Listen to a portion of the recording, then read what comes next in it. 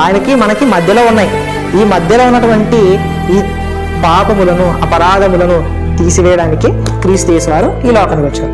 అప్పుడు ఈ పూర్వపు దశలో ఉన్నటువంటి మనము, ప్రాచీన స్వభావంలో ఉన్నటువంటి మనము నూతన స్వభావంలోకి వెళ్ళిపోతున్నాం. అందుకనే ఇక్కడ ఏం చెప్తున్నాడుగా, నవీన స్వభావమును ధరించుకొని ఉన్నారు. నవీన స్వభావాన్ని ఇప్పుడు మనమంతా ధరించుకొని ఉన్నాం. సంఘంలో చేరి రొట్టెలోను ద్రాక్షరసములోను ప్రతి విషయంలో మనం చేయిస్తున్నామంటే మనము నూతన పరచబడిన వాళ్ళము. మనం ఏం చేసిన వాళ్ళము?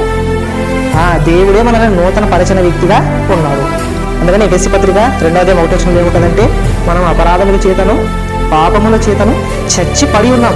పూర్వం ఎలా ఉన్నాం? చచ్చి పడి ఉన్నాం. కానీ క్రీస్తు రక్తము, క్రీస్తు వెలుగు మన మీద ప్రకాశింపజేసి దేవుడు తన మహాకృతం చాటుకొని ఇదిగో మేము బ్రతికిస్తున్నా, నూతనంగా బ్రతకండి, మీకు నూతనంగా సరికొత్త జీవితాన్ని స్టార్ట్ చేయాలని అని నూతనత్వం ప్రతి మనిషిలో జరగాలనేదే దేవుని యొక్క ప్రణాళిక. నూతన